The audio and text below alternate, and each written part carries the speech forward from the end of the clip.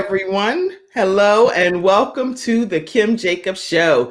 Yes, I have with me Dr. Shante Williams. How are you today? I'm wonderful.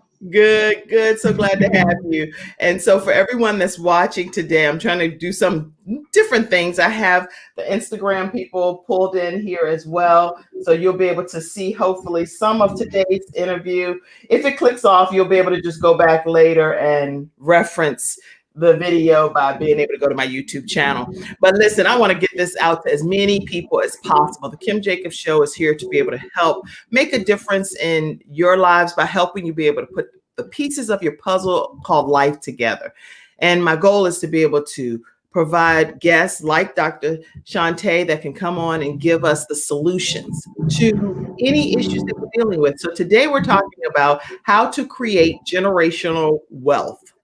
And I want you to grab your seats, grab your virtual seats, share it with a friend, let people know that the Kim Jacobs Show is on the air. And Dr. Shante, this is an opportunity for you as well to go ahead and share it right from my Facebook page with your friends so they can join in on today's conversation.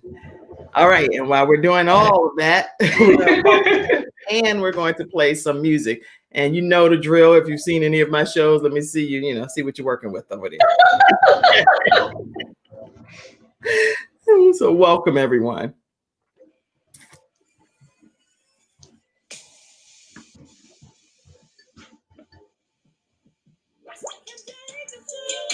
Okay.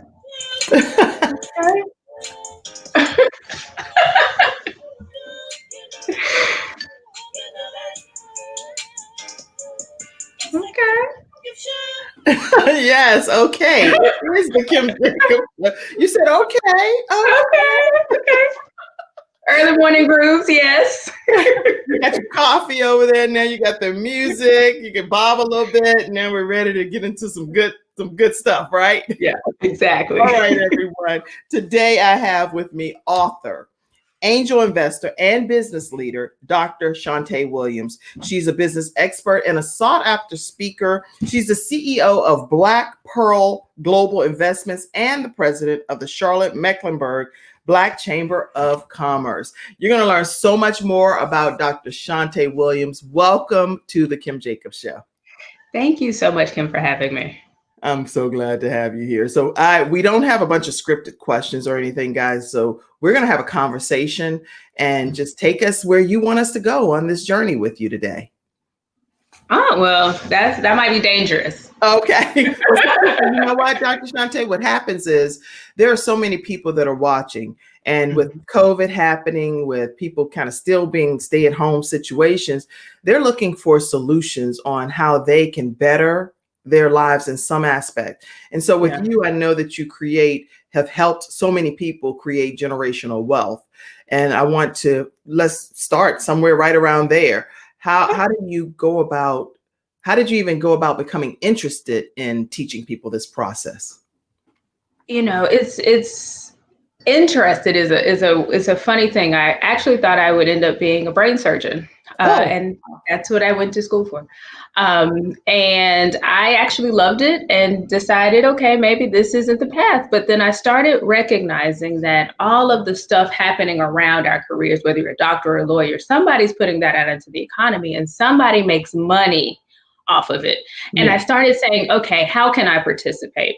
And the more I started digging, of course, I jumped into corporate and, started climbing that ladder. But then I started seeing, oh my gosh, I'm the only woman, or not just only Black woman, only Black person, right. and it became very narrow with whom I was interacting with. And I said, okay, my folks have to be able to participate in this. And so I started, kind of pushing that rock uphill. And I started saying, hey, we should be investing in more people of color and more men, more women. We really got to get the community involved if we want to really turn things around. And I got a lot of pushback, and it was like, opportunities aren't good enough and this and that. And I really came down to just saying, you know what, I'll put my own money where my mouth is. Oh, good. Okay. And I started investing in companies and showing people that, Black people aren't risky. And if we want to continue to build wealth, we've got to participate not just as entrepreneurs, but as owners, as investors, as people who are helping other people grow their money. And that just kind of snowballed from there. Wow. Okay. So you're a person of action. You're like, if this is something that's frustrating me, something that's aggravating me, then I'm going to do something about it and show people what I'm saying. This is what we need to do to be able to believe in African American community by investing in the African American community. Absolutely. That's interesting that you say that, because what's happening is I've done research many times over. I can only speak from my personal experiences, and I'm sure others that are joining. I see you, Pamela Howard. I see you, June Griffith. And speaking of which, June Griffith, I want to thank you for the feedback that you gave me on yesterday. I take all of the audience feedback very seriously. And so and I'm a person that implements immediate change. So if you give me feedback, I actually immediately implement it the very next opportunity that I get. So thank you, June, for your feedback yesterday. So now, Dr. Shante, the thing that I would like to know is, how do people go about finding angel investors like yourself? You're the person that's like, oh, I want to do this, but then what if people start flooding you and bombarding you with requests? How does that work? I will tell you that will happen. The second you tell people you have $5 to invest, people start falling out of the sky. Cousins, uncles, brothers, everybody starts falling out of the sky. But what I tell people is, you've got to be open-minded. Mm-hmm. And I will also tell people the best way to start is start with your own network. That's how it always happens, right? Tell a few people. If you have an attorney, if you have a tax person, if you just know somebody's in business, just say, hey, I think I may be interested in investing in a few companies. And that word will spread, through your own network, and you'll start seeing opportunities. Cultivating your own network and just letting people know that the money is out there is the first best start. I always tell people, generally, the first money into business is what we call the 3 F's. It's friends, family, and fools. Friends, family, and fools. Okay. And if you're in some places, those are all three the same person, right? They're friend, family, and they're a fool. But what I try to make sure people understand is, you got to get that network in first, right? So your first investors are likely to be somebody who already knows you. But when we say friends or family, that doesn't mean immediate family, because I get a lot of people saying, well, I don't have a family member that can give me $1,000 or $5,000. It's like, friends are friends count, Right. And the more you are really just putting the word out, I'm looking for money or I'm looking to invest money, then those opportunities start coming in. And then the hard work does start, because that's when you start saying, okay, how do I really come in and decipher what's a good opportunity, what's going to make sense for me. And that's where setting those expectations come into play. Wow. Okay. So listen, studio audience, if you all have specific questions as well as we're going through today's episode, make sure you quickly type those, and I'll pull those questions in to get them answered directly from Dr. Shante. So you're not necessarily saying that you recommend that people go just to angel investors, meaning just the ones that are advertising that they're angel investors first, but go to your own friend circle. And there are all kinds of campaigns and things that are available. I've seen, I don't need to name them all, but I've seen different like Kickstarter and different thingy programs where you can officially go on, share your story, your journey, and what you're hoping to accomplish to drum up support. Do you recommend that for people that are looking for angel investors? I think crowdfunding is an excellent option, but it lives and dies by the network you already have. Mm-hmm. So if you decide, okay, I need to get the word out, but if you only know 10 people, that limits how many people you can get it out to. And I think in our heads, we think, I put it on the internet and somebody will find it. Well, that's not really how that process works. Mm-hmm. I always say, if crowdfunding is the route you want to take for investment, then you need to start with your own crowd. So I tell, and I know it sounds so kitschy, but, your friends and family can act as your best megaphone. So bring your own crowd to those platforms. And I would say you have to be careful with platforms. They do take a percentage of the money you raise. Yes. So you got to read that fine print with some of the platforms. If you set a goal and you don't hit the goal, you don't get any of the money. Correct. So there are all of these rules. So it could be a great option, but I think it's always an option after, one, you have practiced your pitch. And that's one of the things that, you know, I saw that you, and people come to me all the time, I saw that you invest in companies, and I say, great, what's your company? And then 40 minutes later, I'm still trying to figure out what the company is. It's like, no, get it together.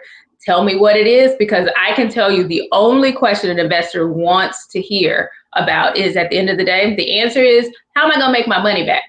Right? This is not a grant. This is not philanthropy. This is not, you know, I do social impact work, but if I'm acting as an investor, I'm expecting a return. The question you have to hone in on, if you're looking for an angel investor or venture capital investment or any other investment, even a bank loan, is how am I going to get my money back? How is the person giving me the money going to get what they put in back? And if you can answer that question quickly and succinctly, and it makes sense, then we're on to something. That's really good. I'm going to pull in a couple of my studio audience members right from the beginning instead of waiting until a set time, because a lot of questions may come in. So Pamela Howard she's with Event Planning Company, Howard and Howard Event Planning Company, and Pamela Plans is the name of her company. And she's extremely professional in how she puts everything together and helps people with events. So welcome, Pamela, and I'm glad to have you on today. June Griffith says, good morning, Dr. Shante. I'm from Brooklyn, New York, listening with an open mind to learn, receive, and implement. And she's a faithful viewer. Oh, she was one that gave me some feedback. So she said to Kim, like, you better pay attention. And it was very helpful feedback. Okay. So Duncan says, what needs to be included in a pitch? I say start with very simple things. What's the problem? What's your solution? How are you going to make money from it? What is it going to cost? And how much are you asking for? If you can hit those 5 things, you got a good core for a pitch. Something else that you really want to incorporate, especially if you're pitching to an investor, is who you are. Why are you connected to this thing? Why are you invested? Why is this something that's critically important for you to solve? Bring that in. And then one of the pitfalls that I see a lot of times is teams. I know we're all, entrepreneurs and really working on our own, and, I can do this. No great company is built with a single person. Okay. So start building out your team, and that team can look like, I can't pay them right now, but this is who I would be using for marketing. This is who I'd be using for finances. All of these things. That's good. And I definitely want people to, just think about it very simply, very linearly. If you can get your problem, your solution has to, be the thing that's making money. When we talk about how am I going to make my money back? Realistic, my favorite line every now and then is, you need to be realistic with your dreams. I always have people that tell me, this is going to be $1 billion idea and everybody's going to want it. I can assure you, nobody wants everything. So, you don't have to tell me it's going to make $1 billion. What you have to tell me is it's going to make some dollars. And then as you move along, talk to people who are experiencing the problem. Talk to people who, offer them the solution. Say, hey, I see that, you're really struggling with this thing. This is what I think might be a really good solution. And then from that, they will give you honest feedback generally. Would they pay for it? Are they interested? Do they think it's actually a solution? The more data you can gather when you're coming into a pitch, the better that pitch is going to become, because you become much more confident about what it is that you're offering. I love it. That's a great answer. Great answer. Joe, hopefully that answered your question as far as what needs to be included in a pitch. And I learned a lot just now myself. Vicki L. Evans says, I just attended an elevator pitch workshop with Pamela Lewing, and she talked to us about how to pitch our business. Excellent. Excellent. Yeah, that elevator pitch is, we talk about being able to say whatever it is you need to say to somebody between floors. So once you get into an elevator, literally, can I give you my clean pitch, who I am, what I do, what, I might need from you or the community before the doors open again. That's what the elevator pitch is. Get it down to simple, clean, not a lot of storytelling. The elevator pitches are amazing.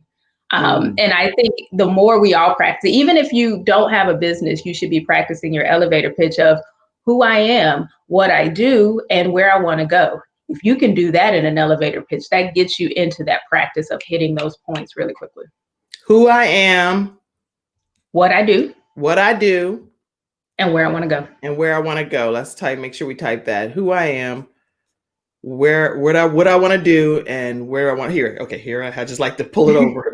People typing for me, and I promised. I said I'm not going to start typing and stuff. So if it's not typed, I'm not going to type it. Okay, who I am, what I do, and where I want to go, and I'll put that up here so you guys can capture those notes as well.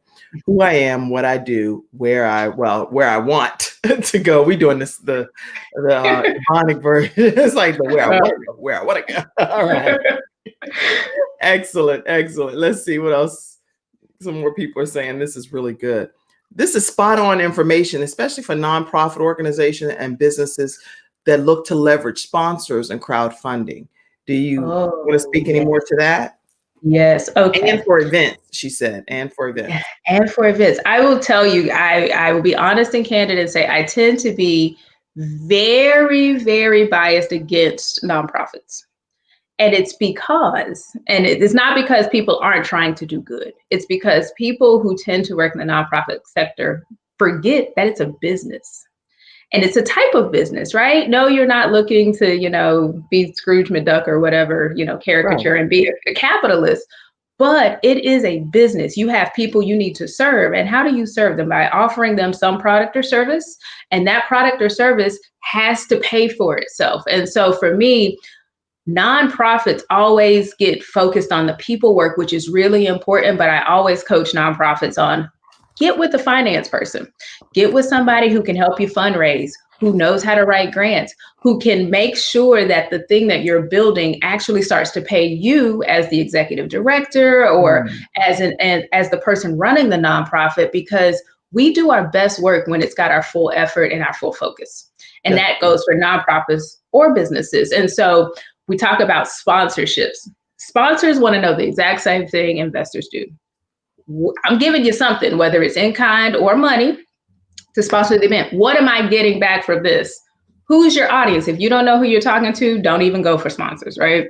If you don't know who wants to hear your message, don't go for sponsors. If you don't know what your reach is, you got to know it's all the same information that you're going to be giving to an investor. Sponsors want to know the same thing because they have an audience they're trying to reach. And if the two overlap, then that's where the magic happens. That's where people start sponsoring your event, or they send you products, or they offer you services in kind because they know, okay, this event speaks to these people buy these products. And look, I just opened my market up, by X percent because I know I can reach these folks and they're going to maybe become customers. It's always, I don't draw lines in between nonprofits or businesses, but I will say, if there's one thing that I want everybody to remember is you got to remember the outcomes. And the outcomes aren't just on the people side. The outcomes are, what are people going to do with this after they leave you? It's great to put on an event. Does the event have impact? If that impact can be measured, then somebody wants to sponsor it. So there's a lot of things that can come from, all of this pitching, all this practice. But at the end of the day, make sure that you're tying in how are the people who support me, grant funders, sponsors, investors, how are they going to get any return back from what they just put their money into? That's really good feedback. Really good. Okay. How important is it to be a part of a chamber of commerce? I know you're the president of your chamber of commerce in Mecklenburg County in Charlotte, North Carolina, by the way, everybody. So how important is it, in your opinion, to be a part of a chamber? Chambers are a magnificent thing. I have found, and sorry, my people, we don't know how to leverage a chamber. The way you leverage a chamber is by making networks and connections, right? So I paid my, $100, $500, $1,200, whatever it is. I paid it, and now I am connected with all these other people in my ecosystem that are doing things that I can learn from, that I can collaborate with, that will share opportunities with me. But that's the value of a chamber. It's really important, if you're going to join a chamber, you understand that the chamber is not your information desk. Mm-hmm. Generally, the chamber is not the place where you're coming, just to say, hey, I'm looking to buy a new house, right? Now, could a chamber have realtors in there that you can network with? Yes. And that's what you're supposed to do. But what I find a lot of times is people come in saying, okay, I want to sell my product to you. Right. That's it. That's what their purpose is for joining, is to see what they can get out of it sometimes, right? People are like, oh, okay, well, great. It's like, no. If you're coming into any group and you want to network, I think this has been thrown around millions of times, is how can I be of service to you? Okay. How can I work with you? Come in to learn before you try to sell. Figure out who you're talking to, figure out whether that chamber is for you, because, there are always several different chambers in an area, especially in Charlotte. We have the Black Chamber of Commerce. We have the LGBTQ Chamber of Commerce. We have we have the Greater Charlotte Regional Business Alliance, and you've got to figure out which group fits your constituency. So our larger chamber looks at really big businesses, but then the Black Chamber is really focused in on our community and really focused in on businesses that are of the appropriate sizing for where we really are. Mm-hmm. And I always tell people, yes, join your chamber, but don't join your chamber just to say you joined the chamber. You absolutely have to be active. Mm-hmm. And if you're active, you'll get the value out of it. That's good. So just to be joining it and to have it down on your resume or your profile description or whatever does you no good if you have this whole group of people mm-hmm. that would love to be of service and collaborate with you, but they don't know you because you're not coming to the meetings and things of that nature, right? You don't come to meetings, you don't read the newsletter, and I will say I've been a part of the chamber now probably 4 years, 2.5 of them or so as chairman. And one of the things I hear all the time is, y'all just took my money. And I say, oh, great. And I say, oh, were you at the meeting last month? And they go, well, no. I said, oh, are you signed up for the newsletter? Well, no. Are you in your member account and see the offerings there? Well, no. Okay, so you just threw your money on the floor. I didn't take it. And that's the difference. I have to, we have to reinforce that. But that's with any group. If you join a professional organization, you get in what you put out, or you get out what you put in. There we go. Right. And if you're not putting in any effort, things are not just going to come knock on your door. It's not going to just magically show up. And that's funny. That's why you're the president, because you have this whole aura about you. Like, let's talk this through. And then you have facial expressions to go with it. You're like, no, sweetheart, you do your mind your way. In the way you do your face, I know they're like, okay, I'll be at the meeting next month. I'll say I'm very good at negotiations and the close. So I will always give you your money back if you feel like you didn't get the value, but let's investigate first. That's great. Okay, somebody else said leveraging a chamber. That's great information. Yeah, it's very good information. I know I've been a part of some chambers in the past, and I was like, oh, I don't want to go to that location. That's too far. I had so many different reasons why I didn't actively participate, but I paid my money. And so learning what you're saying is so important, because the one that I did participate in actively, everyone was so supportive. And I was wondering, what makes this chamber support me more than this one? It was me. It wasn't the chamber. It was my active involvement in that particular chamber. So everything you're saying is spot on. I love it. Okay, who else said something?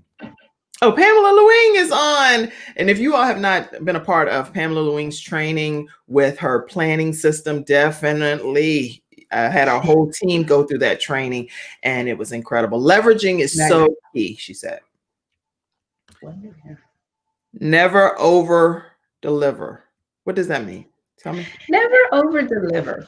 Well, I will tell you what I think over deliver. No, you don't. Okay, tell me.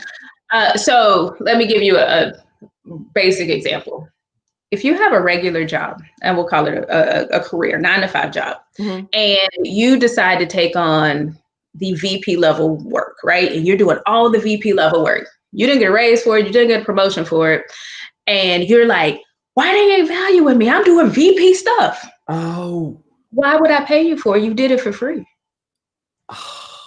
You just delivered something I didn't ask you for. It's great. It's great work. But now you're expecting this reward for something that, okay. So for me, over delivering is really saying, you know what, because I think people in their minds think I can set the bar low and I know I'm gonna blow that out of the park. And so then when I'm up here, then they're gonna be like, wow, look what she did. Look what she did. No, you just worked for free and you worked harder and you gave me more than I asked you for, which to me says a few things. One, did she really not have confidence in the thing that she told me she was gonna do?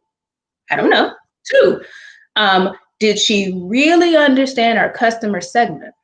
Three, did you really say at the end of the day, I know my market so well that I'm within a range. Now, sometimes things happen that are completely unexpected and you just blow it out of the park.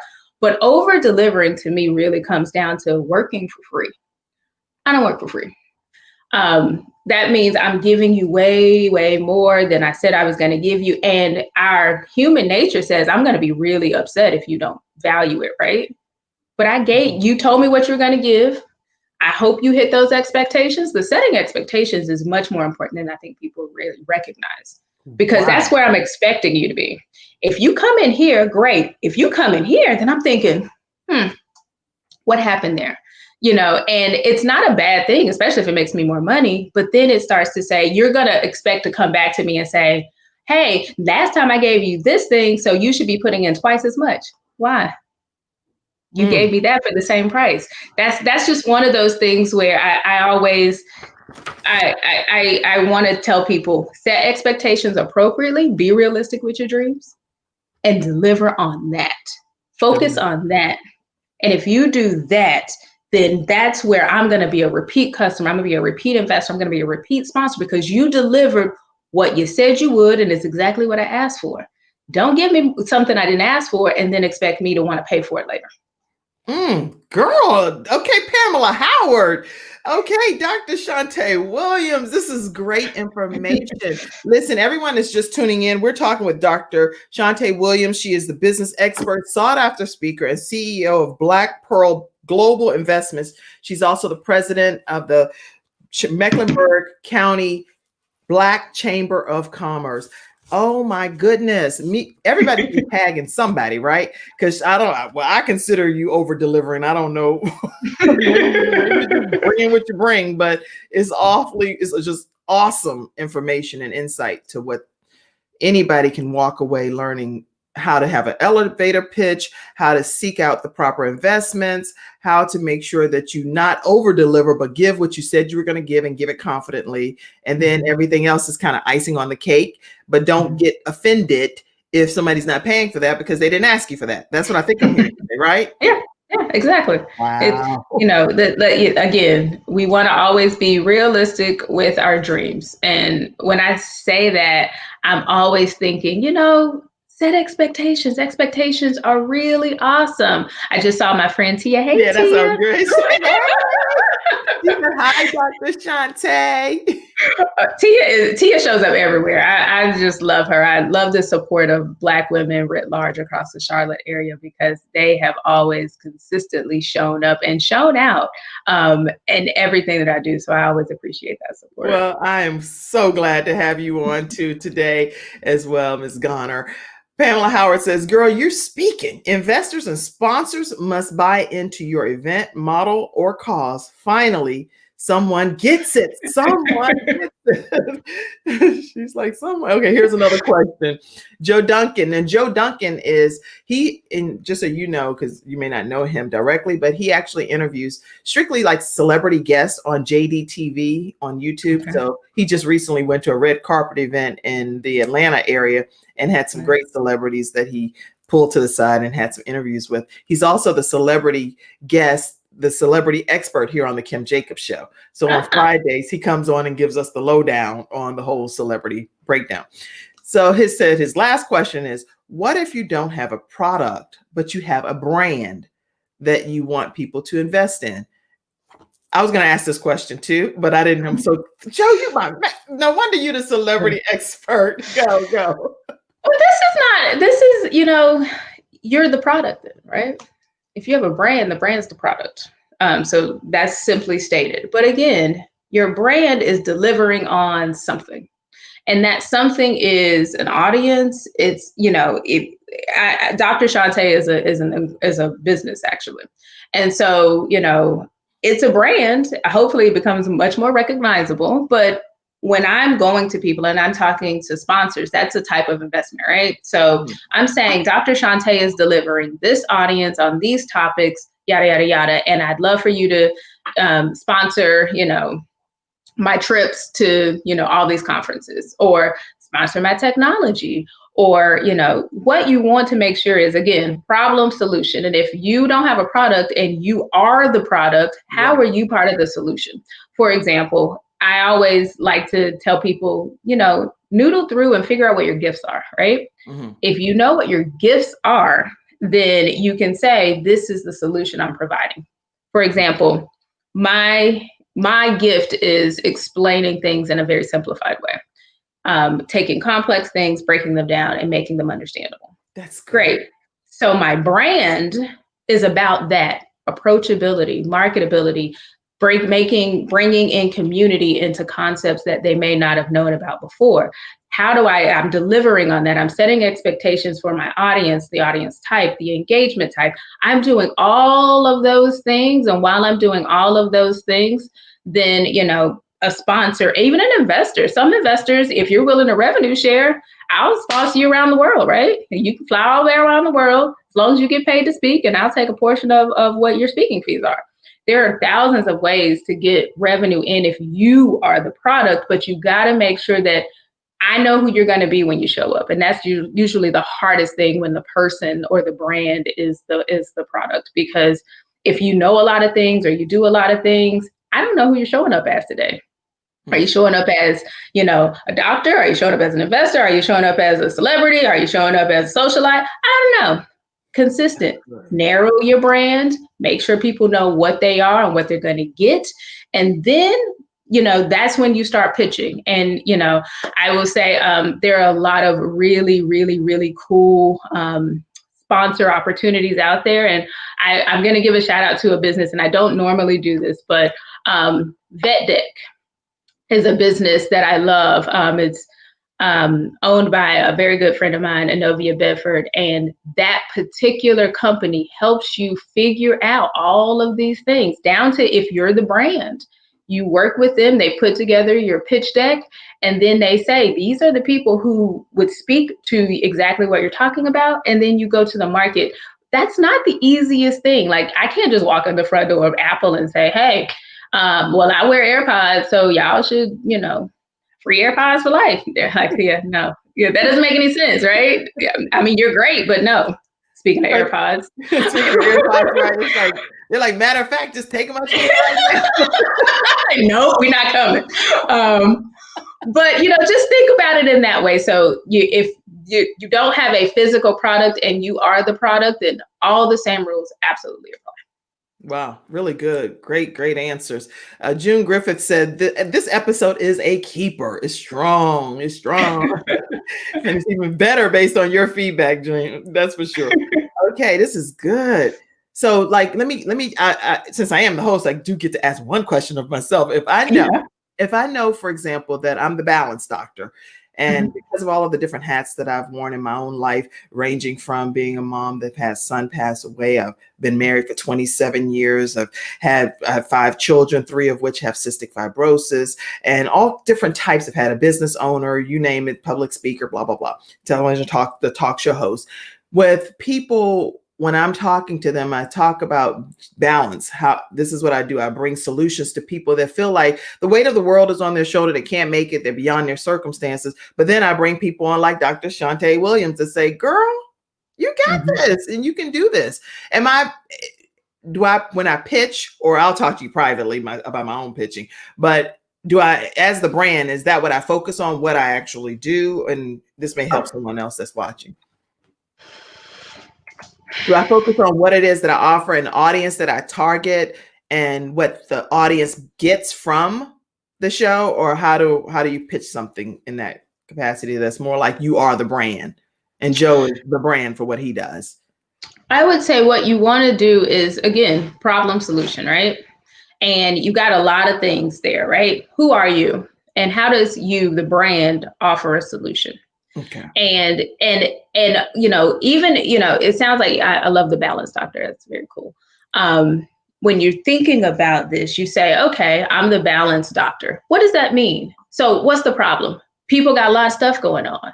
And you're trying to, make it all make sense and make it all work and jive, right? The solution is Kim Jacobs coming in and giving you practical solutions specifically to help you figure out and balance your life.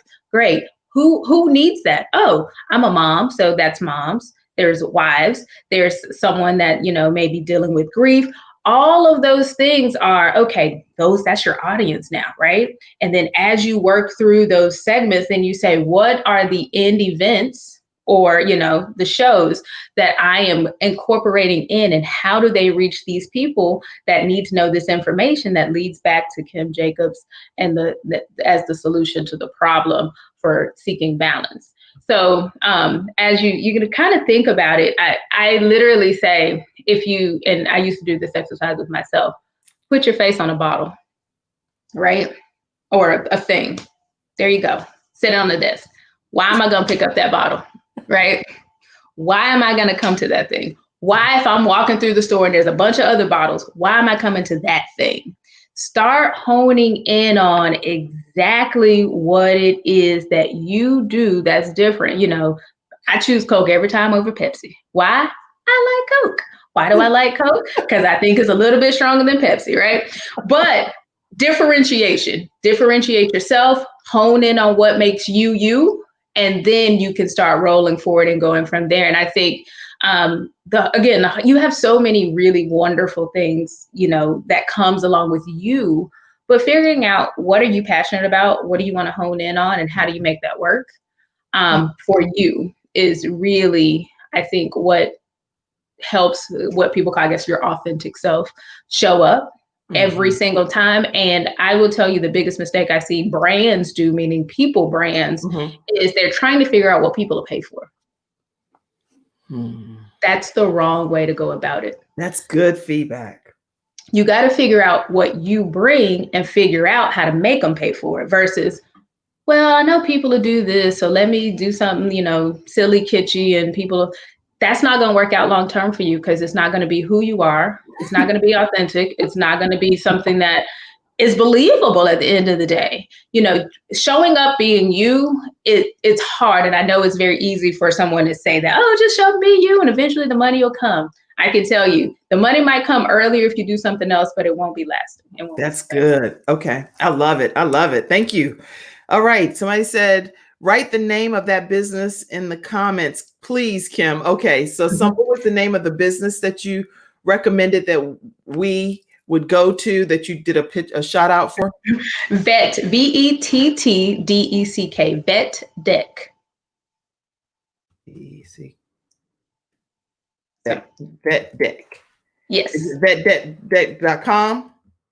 I believe so. I will type the name, but if you Google it, it's a unique name, so you'll find her. Okay, so you Google Vet Deck. Yes. Vet Deck is the name of the company, and say that Dr. Shante Williams referred you, and make sure you at least say you got it from the Kim Jacobs show, y'all. Okay. Look, both Kim and I are working on the sponsorship, but Novia, we know you know how to do sponsors. Help us out. Okay, great show, Kim Jacobs. Awesome guest, Dr. Shante Williams. Same rule applies for you, Joe. Pamela said. Okay, it's lots of love and comments coming in. Wow, over delivering basically means working for free, and that's not what anybody wants to do. That statement was in reference to making good on your delivery to investors and sponsors, is what she was saying. And working for free is what I consider over delivering. That's about the size of it, as my grandma would say. My 96-year-old grandma would say, that's about the size of it, baby. That's All right. So anyway, lots more comments are coming on. Oh, somebody said, hey, I'm watching from Fiji, because people are watching from around the world on the Kim Jacobs Show. So glad to have you from Fiji. Well, I'm gonna just say that I'm jealous. I'm not in Fiji. I love Charlotte, but it's not Fiji. No. Bring all your friends, bring the sun and the blue waters and everything. This is good. Great insights, Dr. Shante. Thank you for sharing your expertise. What are some, you are an author. I am. As well, and I'd love for us to talk about Black Angels Among Us. Talk to us about your book. Black Angels Among Us kind of comes out of my passion. I'm now using big grandiose terms since I feel like I'm getting so much older in life, like my life's work. And my life's work is to bring more people of color into the moneyed community. Mm-hmm. And when I say moneyed community, that's everything from investments to policy to tax structure and tax law. Like literally, that's my life's work, is to make sure that we're participating, not just as recipients, but as literally the people driving the narrative. And so Black Angels Among Us is a quick guide. It's a very easy read that's meant to demystify angel investing. Okay. And the thing of it is, I think people, oh, you're an angel investor. And it's like, oh, it's a big deal. And I tell people, have you ever given somebody $5 for their business? And they go, well, maybe, okay, you're an angel investor. Okay. I mean, but, really taking kind of the heft out of it. Not that I don't think what I do is fun and amazing and wonderful and impactful, but there are so many terms that just come in to us. And, we're like, oh, that's not for me. I don't have enough money, da, da, da. So Black Angels Among Us is really to get more people of color into the world of angel investing, because I want to see more people of color as accredited investors. And that means those investors that come into these really big opportunities that have these multi-billion-dollar exits. Well, you know how they got into that is because they were investors. And they are accredited. Once you're an accredited investor, different opportunities come to you. And an accredited investor is someone who's making generally $250,000 a year if you're a single person, or someone who has a net worth of greater than $1 million. That's separate and apart from your home, your primary residence. So that's the basic rules of it. But the more people we get into that bucket, the more opportunities that become presented to you. And then from there, that's how we start making investments into companies, and those investments bloom over time. And when they bloom over time, that's how you become, what they call an overnight millionaire, or overnight billionaire, because your company went public that you invested in when it was a nothing. Okay. And then you're like, oh, so that's what Black Angels Among Us is about. That's what it's focused on. It's really to make sure that I'm not afraid of any words, right? So there's no term that can get thrown out at my people that they're not like, Dr. Shante told me what that is, right? Like, that's how I feel about Black Angels Among Us. And that's what the point of the book is, getting it in your body, getting it to be very familiar to you, so that when you encounter these things, I know exactly what we're talking about here. This is great. Oh my goodness. Okay. For those that are tuning in right now or just coming on, we're talking with angel investor, CEO of Black Pearl Global Investments, Dr. Shante Williams. And here's her contact information so you can stay connected with her and learn. You really need to be on one of the top, I don't know what are the top 5, you know how they have, like, I know with Les Brown, he's one of the top motivational speakers in the world. Well, yeah. Dr. Shante Williams need to be one of the top Black angel investors in the world, because you're dropping such significant knowledge on today's episode. BlackPearlGlobalInvestments.com is how you'll stay in contact with her. Black Angels Among Us book. You can get that at drshante.com/publication/ask Dr. Shante. And it's spelled SHNTE for those that are listening. I have people that also are just listening on a podcast. So that's why I'm spelling everything out. Ask Dr. Shante, SHANTE. Okay. Mm-hmm. You can go to drshante.com. drshante.com is the best way to get all access to all of her information. Did you want me to take people to your website or anything, or just Sure. I never turn down, that interaction. I will definitely say interacting in our community. One of the things I really hate is that we talk about gentrification. Yeah. And we talk about other people coming into our communities. And you know how other people come into our communities? Because we left them. If you leave a void, somebody else is going to see the opportunity. And so I want us to start seeing those opportunities and realizing that we can put our money into our communities and make communities what we want them to be. I'm not leaving an empty space for somebody else to decide what is best for me. And that's what I think, that's a part of generational wealth. That's a part of controlling your own destiny.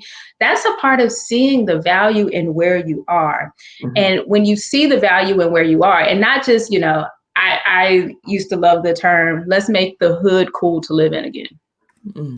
And, you know, that has nothing to do with, you know, bringing a Starbucks. That means everybody wants to live in a nice neighborhood, right?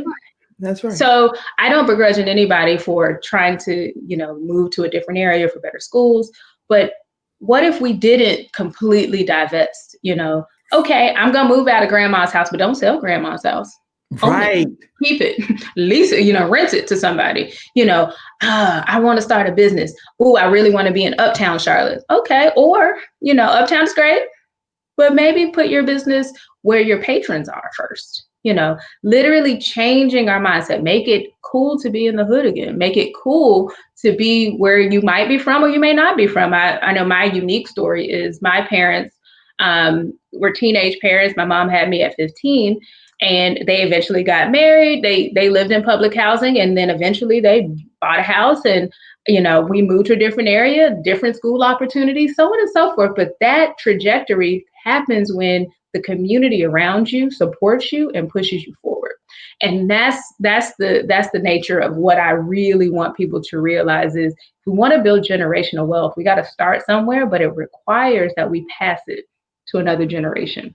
And that generation can handle it. If the generation can't handle it, it's going to be gone. So we've got to start investing on multiple fronts in order to really build. Wow. And when you say pass it to the next generation, I know that means the future generation to come. But what do you advise people that do have wealth? What are some of the steps or ideals or points that you would share for people to pass that generational wealth to them? First and foremost, it's called succession planning or estate planning, right? If you have a business and you have children, one, figure out if they want to be in that business. If they don't, do not force them. They will run your business into the ground. I promise. I promise it never works out, right?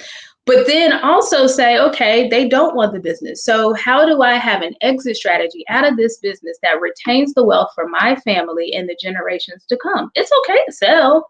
You know, you don't have to hold on to it forever, but you have to have a plan. What does that require? An attorney. I know attorneys seem really expensive. I know tons of them. I love them all, but I will tell you that it is imperative that you start estate planning first. Do you have life insurance? If the answer is no, get some life insurance. You know, 1, 2, go to an attorney and say, these are my assets. This is what I have. And this is who I wanted to give it, you know, give it to and pass it down. If you have significant wealth, then I can tell you one of the lessons I've learned over the years is people who have significant wealth start their death planning well ahead of time. Mm-hmm. Why? Because the more they can pass on to other generations or give or, you know, bequeath or whatever it's called, sooner, the less in death tax penalties they pay. You know why they do that? They ain't trying to pay a bunch of taxes. They are literally saying, what is the system telling me to do?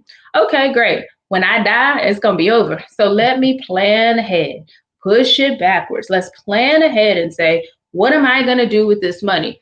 I will also say, make sure that as you're getting, you know, and you know, some of us have the luxury of saying, as you know, you can sunset and you see your life, you know, going forward. And there's not a sudden death. So of course, you know, you can't plan for catastrophe that's sudden, but start early.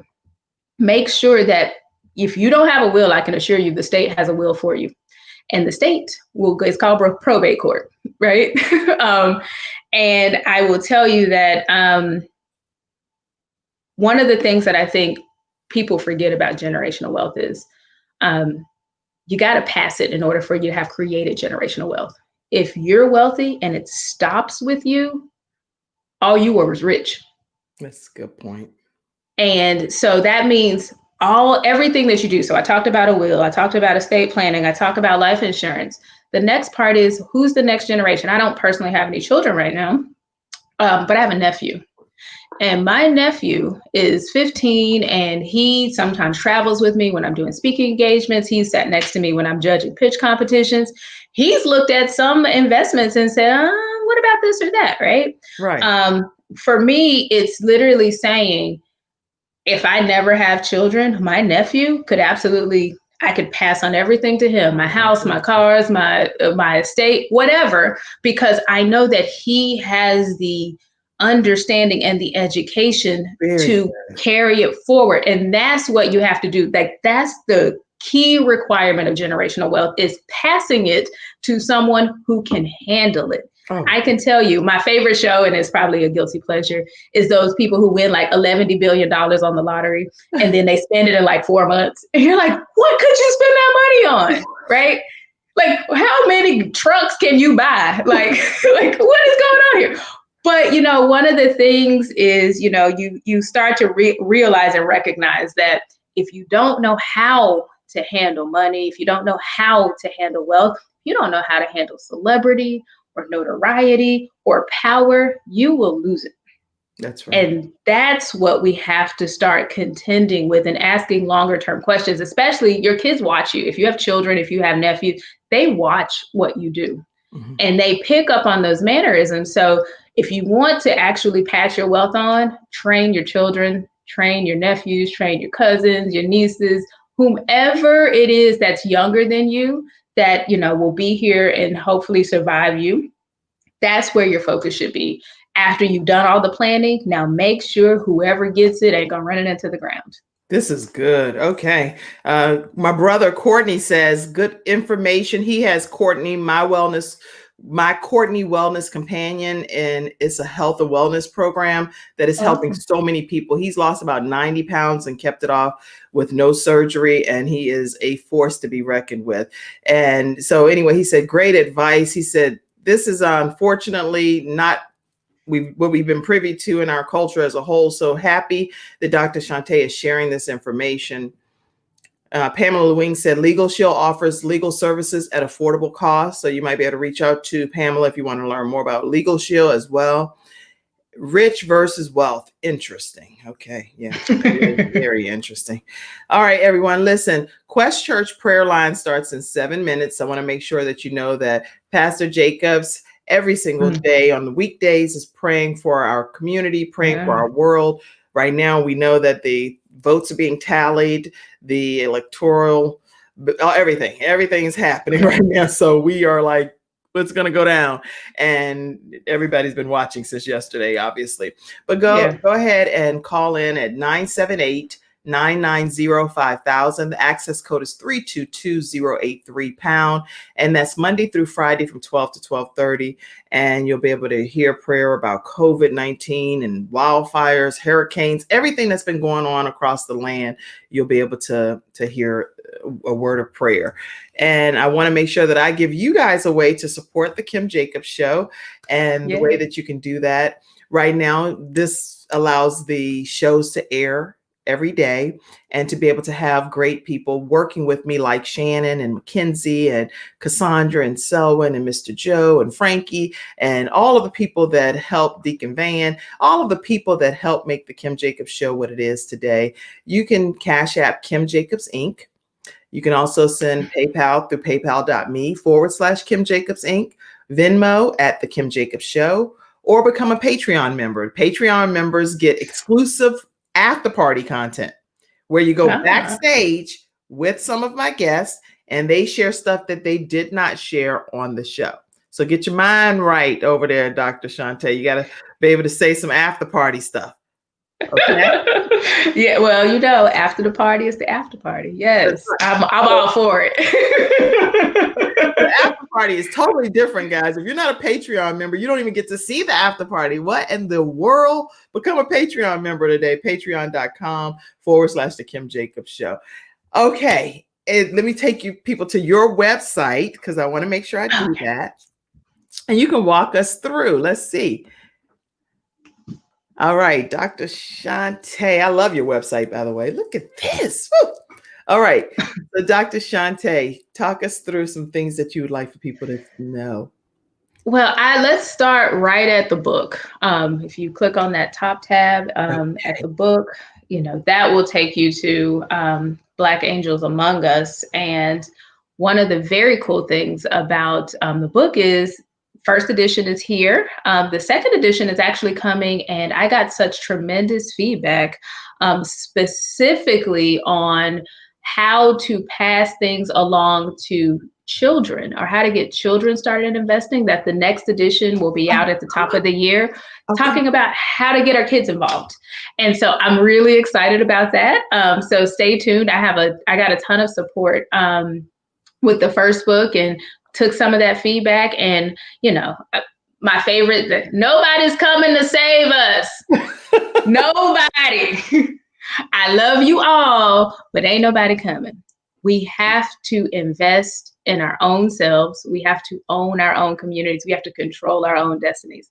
So if you're waiting for policy, I voted. I would say I voted for Biden, but I'm not waiting on Joe Biden to come and knock on my door and say, Dr. Shante, here's some money. I'm gonna invest in you, right? Nobody's coming. And that's the purpose of this, literally coming in. And that's what I write about when I'm writing articles, when I'm doing interviews. This idea that it's somebody else's job to come up with the policy. It's their job to build the table. It's somebody else's job to nominate me for a seat. No, nobody's coming. I can assure you. Your mother loves you, I'm sure, but she ain't coming to save you neither. And it's high time that we start looking at saving ourselves. And that's the purpose. So, really proud of the book. Really happy for the second edition coming out. Definitely, I do a lot of publications and a lot of speaking engagements. So if you're on the events tab, you'll find them there. But, all in all, I just want to get across that even if you don't, want to interact in the private investment world, my day job, I call it, is Black Pearl, which is venture capital, and I invest in healthcare companies around the world. But get involved in some way. And really figure out kind of what those next steps are. And that, at the end of the day, I think we have so much opportunity and talent, and we've got to start integrating and participating in areas that we never participated in before. That includes manufacturing, build the facility. Instead of being the person that puts the information on the t-shirt, make the t-shirt. Own that facility. Instead of being the person that's the caterer, own the supplier for the chefs around the city. Instead of being the end user for every product, start thinking back down the supply chain and where am I getting this thing? Instead of being the person who just buys the lipstick, make the lipstick. Literally, thinking at a higher level and how we participate. And, I think, the sky's really the limit, and I'm really encouraged by all of the participation and and just the enthusiasm that I'm now starting to see with people realizing ain't nobody coming to save us. So, and I didn't make that up, of course, but I'm starting to see this awakening across the board, especially with Black females. We are killing it. We are the largest and fastest growing entrepreneurial segment in the U.S. And that's because we have decided, we wasn't waiting for our ducks to be in a row. We picked up the ducks we had and we ran across the street. And that's right. What we have to do. That's good. Good. Okay. Mother Patricia Lofton. I say Mother Patricia Lofton because she's the state supervisor of women for the North Carolina 2nd jurisdiction of the Church of God in Christ. And she comes on sometimes, and there's many different churches that she oversees. She said, congratulations on another great show. So you may one day hear from her because she's all over a whole bunch of women in the state within the Church of God in Christ. And she was watching today. So thank you so much, Mother Lofton. Yes. And I will just give a shout out to my own mother, Pastor Vanessa Whitley. She is a pastor. And so I always say, I have been in the church since I can remember, either by choice or by force. And I love my mother to death. And so I'm always excited when I see church folks involved across the community. That's good. Good. Shout out to you, Mom, too. You produced a beautiful, beautiful daughter, Dr. Shante Williams, and I know you're quite proud. Know you're proud. Okay, one thing, Dr. Shante, you can do it if you want. You don't have to do it, but I encourage you to do it. To do a shout out for the Kim Jacobs Show. To tell people to subscribe. So I'm gonna remove myself from the screen if you're willing to do it. Are you willing to do this? Absolutely. All right. Okay. So I'm gonna put this up, and when you see me go off the screen, then say something, whatever you want to say. I don't want to coerce you. I think I am coercing you. All right. Okay, I'm gonna remove myself. All right. Hey, everybody. You guys have got to check out Kim Jacobs and the Kim Jacobs Show. Nobody's coming to save us, but Kim Jacobs is giving us the tools to build. So you can find her at www.youtube.com/C/Kim Jacobs Show. Check her out because she is rocking it. Shout out to Kim Jacobs. Check her out. Okay. I don't know if this is a good thing or a bad thing. I'm sure June will tell me. She'll be like, can you please stop doing it? But I hope you like it, June, because I'm going to keep doing this one. Love it. Good. Thank you so much. Thank you for being such a tremendous guest today. I really appreciate your input and your insight. It was very helpful to everyone watching. I know I speak on everyone's behalf. You know how you're on a show, Dr. Shante, and you're like, dog, I meant to say this one thing, even though you're going to get to say some stuff at the after party. Is it that one thing that you want to share that you didn't get to share? Oh, wait. My feedback queen. And that's what I'm calling you, June. I'm so serious and I'm so appreciative. She said, I loved it. And if June does not like it, I am not doing it because I believe she might have my best interest at heart. How about that? Yeah. Love it. The one thing, I will stand up. My shirt says, let me see, turn. I'm on a budget. To your left. I think you missed it. I'm not sure you'll be able to see it, but it says I am on I'm not going to figure it out, but I'm on a budget. Let's normalize that. And being on a budget has nothing to do with, not getting what you want or, living and eating ramen noodles. I'm on a budget means I have set my expectations for my life and I am living within those parameters. So let's normalize being on a budget, whether that's your time, that's your energy, that's your money, that's your food. I'm on a budget. And once I've gotten outside of that budget, then I am no longer benefiting myself. So let's normalize that thinking, set our goals and stay within those parameters. Wow. Great. Let's all be on a budget. Hashtag that. I'm on a budget. On a budget. Yes. I'm on a budget. And maybe Dr. Shante will see your comments and pull them over to something that she's sharing on her social media sites. Hashtag I am on a budget. Yes. So tomorrow at 11 o'clock a.m., I have Ms. Vicky L. Wining. I said Winings, Miss Winings, but it's Ms. Vicky L. Evans. Vicky L. Evans is going to be on my show tomorrow. And listen, she is a domestic violence survivor. She is a playwright. So many things that this woman has encompassed within her to become who she is today. And you are in for a wonderful story of encouragement tomorrow at 11 o'clock a.m. on the Eastern Standard Time here on the Kim Jacobs Show.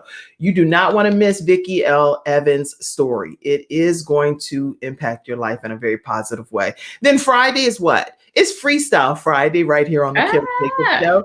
And Dr. Shante, know that on any Friday, you can come on and just share a quick tip about budgeting, investing, business development, whatever you want. I have experts that come on every Friday. Joe Duncan from JD TV, he's going to be on talking some celebrity news. I have Sean Hall, who's the expert about politics, and I'm sure she got plenty to share this Friday. Politics and education. I have Corinne Brown, who does our fresh tip food meal preparations and things. Des Gerald, who's the real estate expert. I have Alina Green and Courtney Jacobs, who deals with fitness and health. So you name it, they're going to be on different times. They pop on here and share their own areas of expertise. But hey, now we have Dr. Shante Williams, who's the business expert, investment expert. Okay. Hey guys, tune in tomorrow at 11 o'clock a.m. Thank you, Dr. Shante, for being on today. Thank you for having me.